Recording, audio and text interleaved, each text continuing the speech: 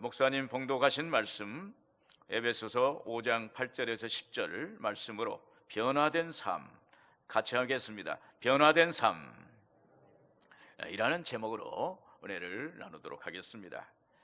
주 안에서 사람은 바뀐다라는 책에서 이런 내용이 있습니다.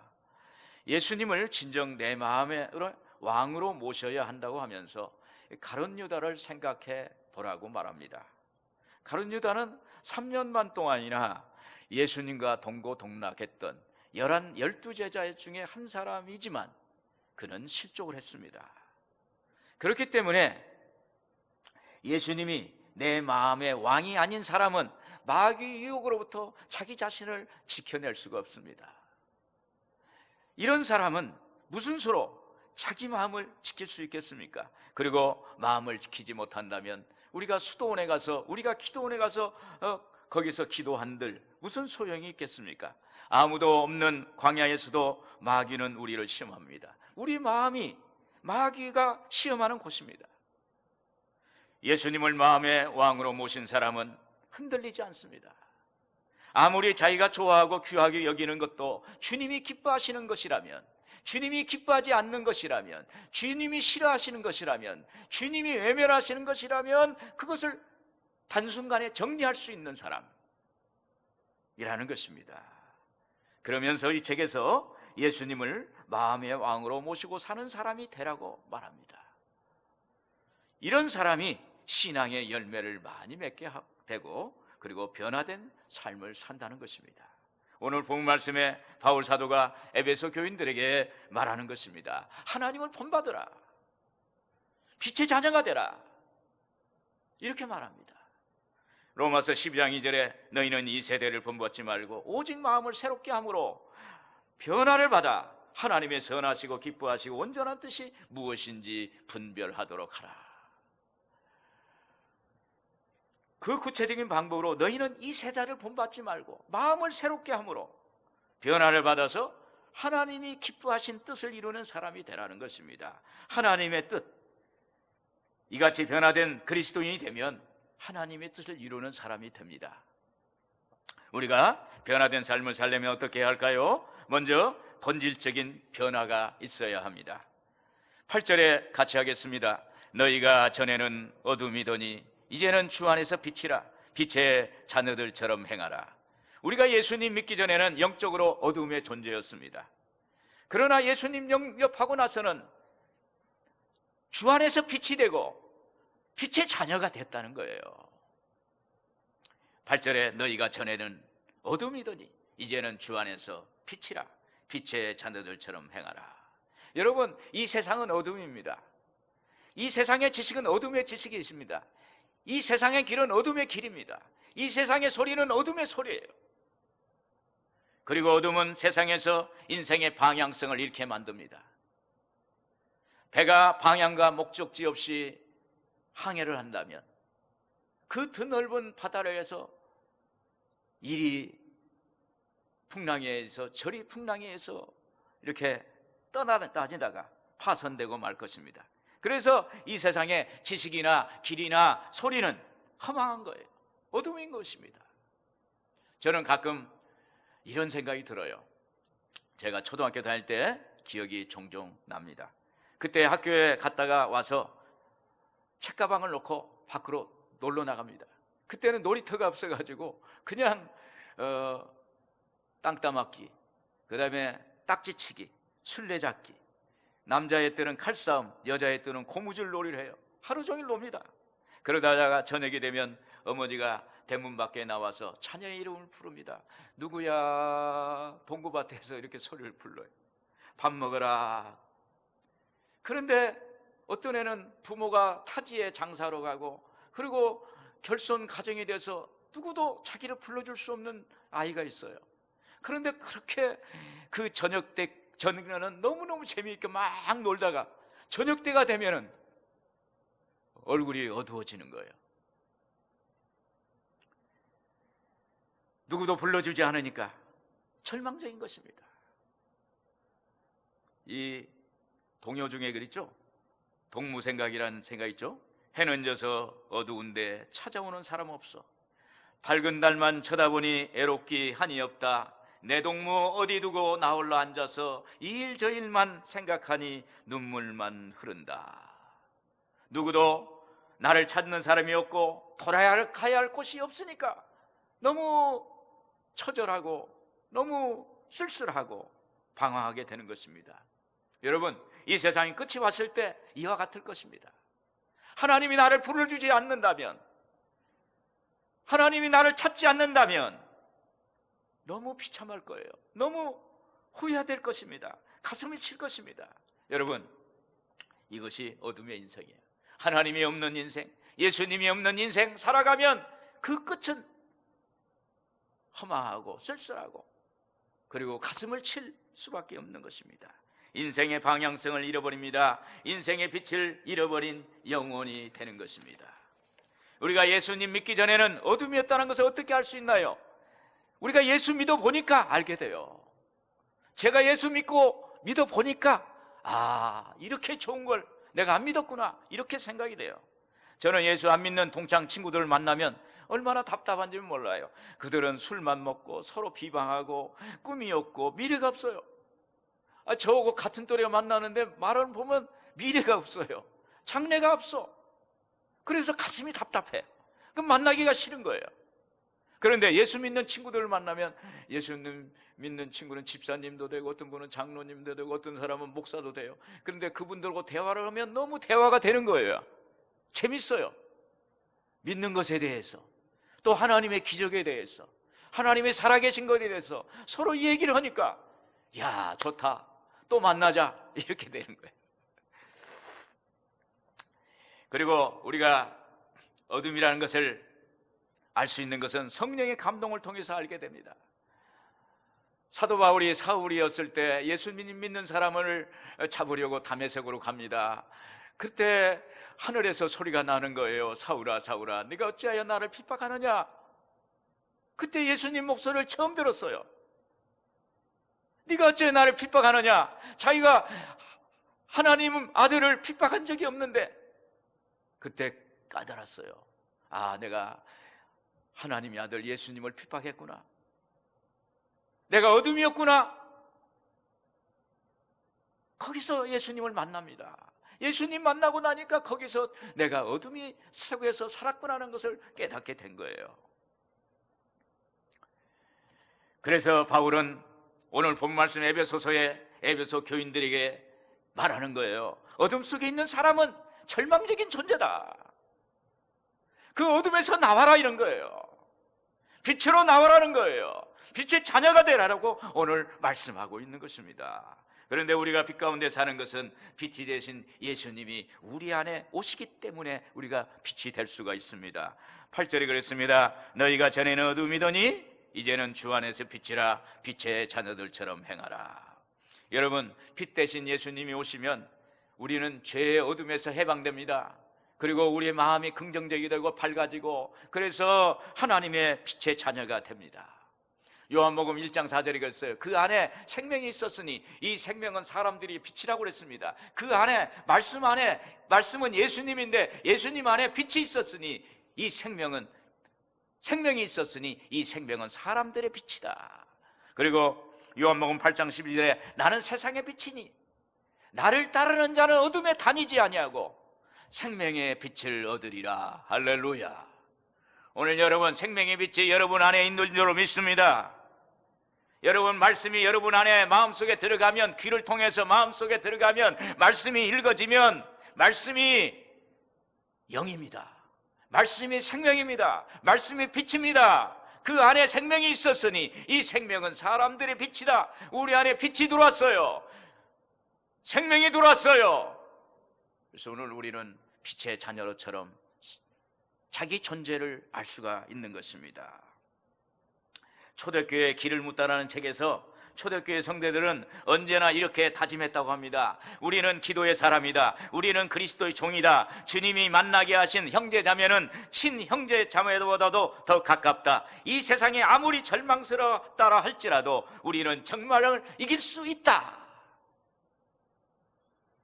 절대 희망을 가지고 있다. 이렇게 이야기하고 있어요.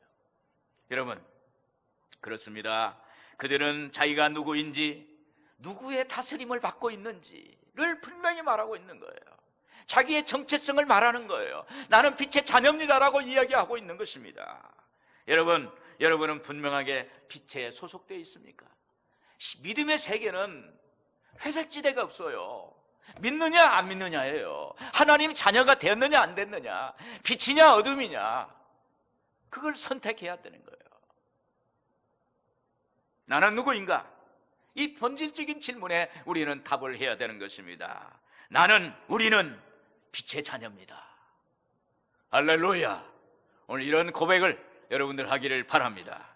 다음에 변화된 삶을 살려면 예수님의 성품을 닮아야 합니다. 9절 같이 하겠습니다. 빛의 열매는 모든 착함과 의로움과 진실함에 있느니라. 여러분, 사람의 성품을 바꾼다는 것은 상당히 어렵습니다.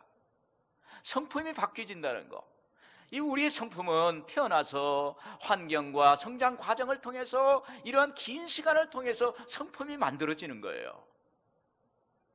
그 단순간에 될 수가 없어요. 그런데 길이 있어요. 예수 믿으면 성품이 변화돼요. 할렐루야. 하나님이 단순간 변화되고 놀랍게 변화되고 그리스도의 그 성품으로 변화되는 역사가 나타나게 되는 것입니다. 이때 예수님의 성품을 담는데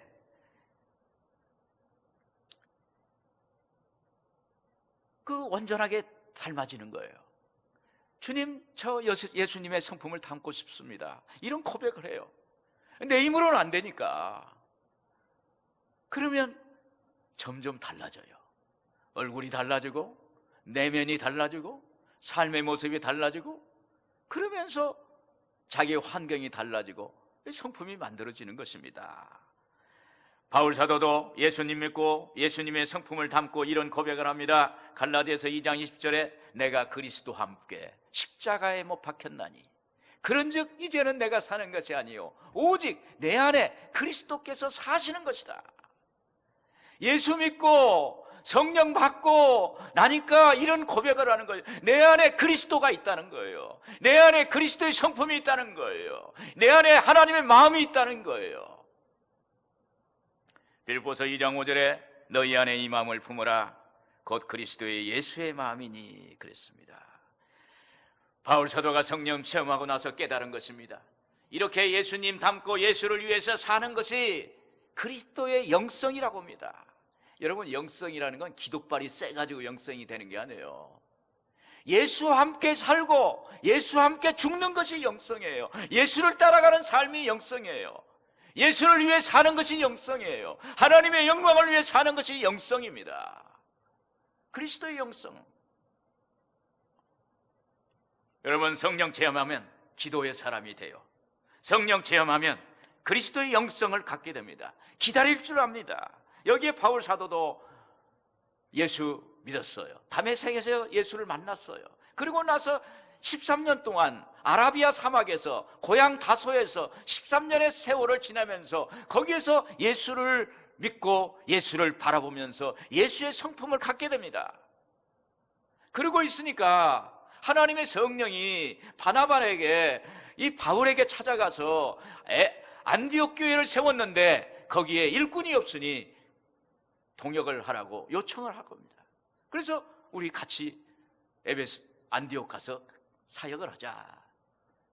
여러분, 그리스도의 성품이 만들어졌을 때 하나님의 성령이 그를 찾아가게 하시고 그를 이끌어내서 하나님의 일꾼으로, 하나님의 사람으로, 하나님께 영광을 돌리는 사람으로 만들어 주시는 거예요. 할렐루야. 그리고 바울이 에베소에 갔을 때 너희가 믿을 때 성령을 받았느냐 그랬습니다. 그때 우리는 성령도 알지 못한다고 그럽니다. 그래서 바울 사도가 2년 동안 두란노 소원에서 그들에게 말씀을 집중적으로 가르칩니다. 거기에서 헬라인이나 히브리나 헬라인들이 하나님 말씀을 들으니까 바울의 손으로 희한한 능력을 행하시니까 거기에 귀신이 떠나고 병도 고침받고 거기에 모든 문제 해결받고 하나님의 축복이 임하는 역사가 나타나게 된 것입니다. 할렐루야.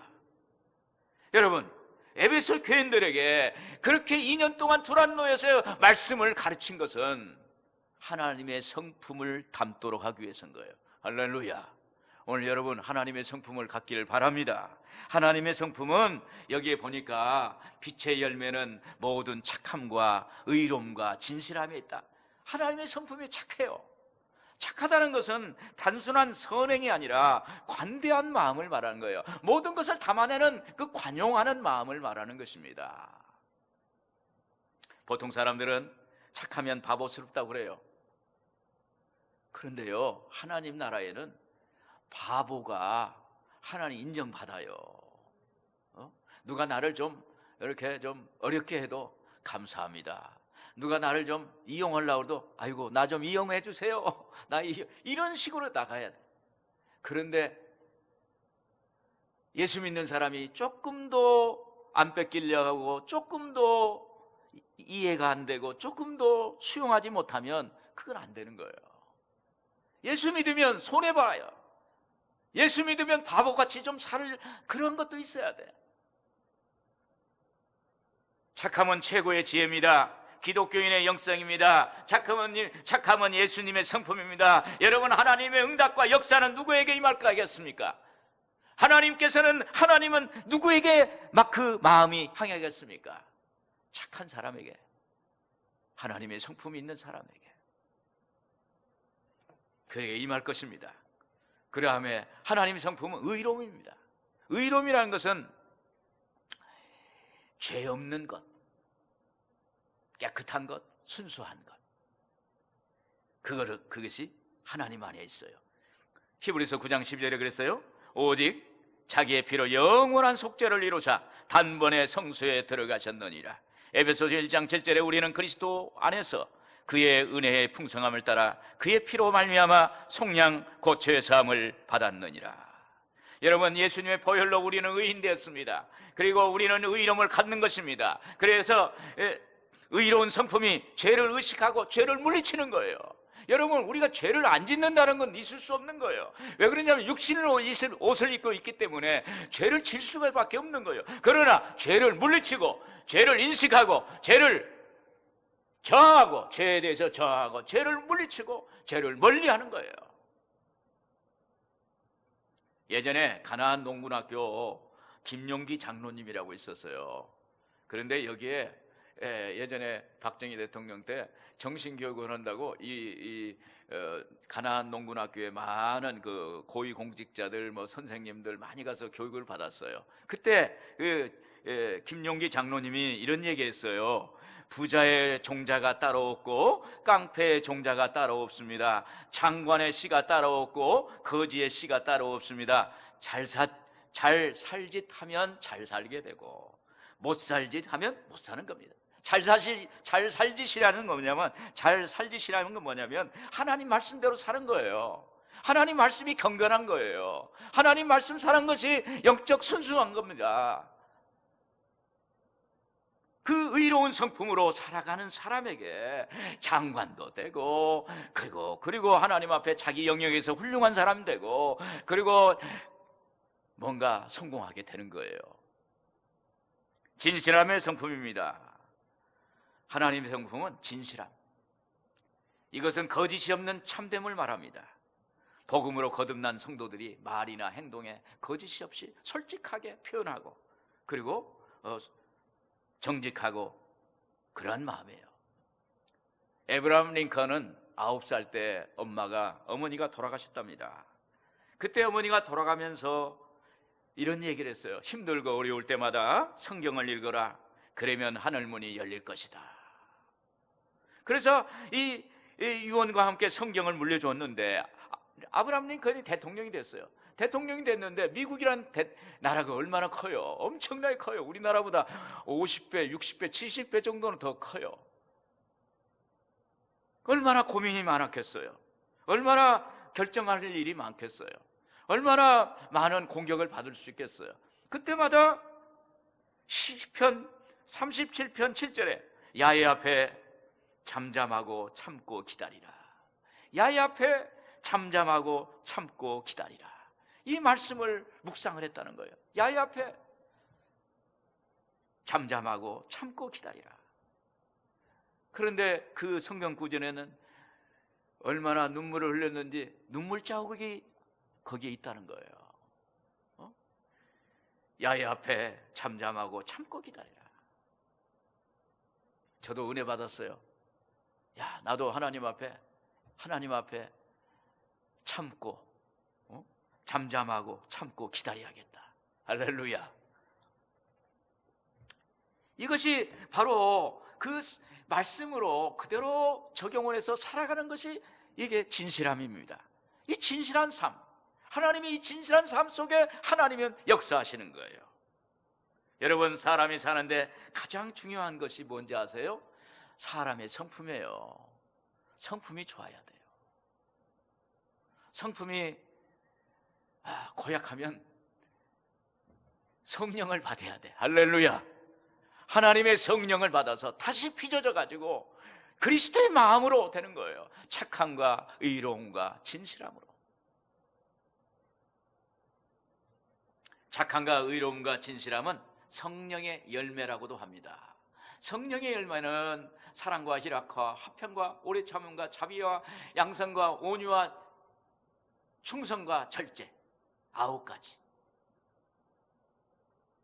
이 9가지 열매가 바로 착함과 의로움과 진실함이라는 거예요. 오늘 이 성령의 열매를 받아라. 오늘 여러분 성령께 함께 하시면, 성령 충만 받으면, 성령과 동행하면 빛의 열매, 성령의 열매가 여러분들의 삶 속에 있게 될 줄로 믿습니다. 끝으로 종국적으로 변화된 삶은 주님을 기쁘시게 하는 삶입니다. 10절에 같이 한 게 있습니다. 주를 기쁘시게 할 것이 무엇인가 시험하여 보라. 검증하여 보라. 분별해 보라. 시험하여 보라. 현대어 성경에는 주님을 기쁘시게 할 것을 생각해 보세요. 다시 말하면 하나님을 기쁘시게 하기 위해 생각하고 노력하라는 거예요. 이것이 하나님이 우리에게 기뻐하는 것이 뭔가, 그걸 말씀해 주십니다. 주님께서 기뻐하시는 것은 뭘까요? 예배예요. 하나님이 우리가 예배 드릴 때 주님이 너무 기뻐하세요. 그런데 예배 드릴 때 먼저 회개하는 그러한 모습이 필요합니다. 예수님께서 공생애 시작할 때 회개하라, 천국이 가까웠느니라. 회개만이 하나님의 문이 열릴 수 있는 거예요. 문이 열려야 우리의 예배가, 우리의 기도가, 우리의 찬양이 흠양됩니다. 시편 51편 17절에 하나님께서 구하시는 제사는 상한 심령이라. 하나님이여 상하고 통회하는 마음을 주께서 멸시하지 아니하시리로다. 하나님은 심령이 가난한 자, 그리고 애통하는 자, 회개하는 그 통회 자복을 받으세요. 그리고 이 예배를 받으세요. 하나님이 다윗을 만나서 내가 다윗을 만나니 내 마음이 기쁘다. 왜 그래요? 시편을 보면 하나님께 예배 드리는 모습이 계속 나옵니다. 예배를 드리는 거예요. 예배 드릴 때 하늘 문이 열려지고 하나님이 우리를 만나주세요. 하나님이 아브라함에게 그랬습니다. 100세 아들을 낳았는데 하나님이 아브라함에게 내 외독자 이삭을 모리아산의 번제물로 드리라 그랬습니다. 그때 아브라함이 그 아들을 메고 모리아산에 3일 동안 가서 번제단을 쌌어요. 그리고 각을 떨려고 칼을 들렀을 때 갑자기 하늘에서 소리 나는 거예요. 아브라함아, 아브라함아, 내 독자 이삭에게 아무 일도 하지 마라. 네가 이제야 네가 나를 경외하는 줄 알겠다. 내 뒤를 돌아보라. 번제할 어린 양이 있다. 뒤를 돌아보니까 번제할 자기 아들 대신에 번제할 어린 양이 예비되어 있는 것입니다. 여러분, 이렇게 예배 드릴 때, 제사 드릴 때 하나님이 나타나세요. 그래서 이 예배 현장에 올 때는 하나님 오늘 나에게 무슨 말씀하실 것입니까? 하나님 나에게 오늘 뭘 지시할 것입니까? 나에게 이러한 기도 제목이 있는데 하나님 응답을 주세요. 말씀을 통해서 역사해 주세요. 올 때 하나님이 역사하시는 거예요. 하나님은 예배를 기뻐하세요. 그리고 하나님을 기쁘시게 하는 것은 영혼 전도, 영혼 구원이에요. 하나님은 한 영혼을 천하보다 귀하다고 그랬습니다. 다니엘 12장 3절에 그랬습니다. 많은 사람을 옳은 대로 돌아오게 하는 자는 별과 같이 영원토록 빛나리라. 하나님께로 돌아오게 하는 사람, 영원토록 빛나는 별과 같다. 저는 전도를 많이 했어요. 저는 어떻게 보면 혼자도 전도를 많이 다녀요. 그래서 많은 영혼들을 주께로 인도를 했어요. 제가 97년 정도인데 제가 종로중구 순화교구를 담당을 했어요. 이곳은 순화동인데 그 아파트가 없어요. 주택이 없어요. 상가밖에 없어요. 사무실 공간밖에 없어요. 그래서 하나님께 기도했어요. 하나님, 이렇게 저를 이렇게 보냈는데 제가 성도가 없는데 어떻게 해요? 하나님께 기도를 했는데 눈이 떼지는 거예요. 그 옆에 경로당이 있더라고. 그래서 경로당에 가가지고 할아버지 할머니를 한 달에 2번씩 막 밥을 해드렸어요. 그러니까 나중에 동장이 나와가지고 아이고 이런 그냥 동장님이 나왔어. 야, 할아버지 그 경로당 회장 부회장이 교회로 나왔어요. 아이가 그래서 한 30명이 저희 교회를 나왔어. 여의도 순복음교회. 그 다음에 그 옆에 있는 어떻게 해요? 제가 성도가 없으니까 옆 동네가 있어요. 옆 동네. 그런데 보니까 전도를 안 해. 잠자고 있어요. 천국은 침노하는 자에게 있다는데 아이고 가자 그냥. 그래가지고 거기 가서 전도를 해가지고, 그러고 보니까 성도가 또 남대문에 한 2사람이 있어요. 그런데 그 구역적으로 보면 소공동 지하상가, 롯데호텔 그 앞쪽으로 또 남대문 거기 있어요. 에따 가자. 소공동 지하상가를 가가오 막 방문하면서, 지금은 저희가 전도할 때 이 마스크를 하나씩 주는데 그때는 마스크도 없어요. 그냥 가서 입으로 오는 거예요. 예수 믿으라고. 그리고 기도해주고. 소공동 지하상가, 롯데 그쪽에 지하상, 코스모스 백화점 그 앞쪽으로 해서 또 신세계 앞쪽으로 해가지고 그 남대문 삼익패션 타운을 시간이 될 때마다 도는 거예요. 그리고 다른 게 없어요. 가서 기도해줘요.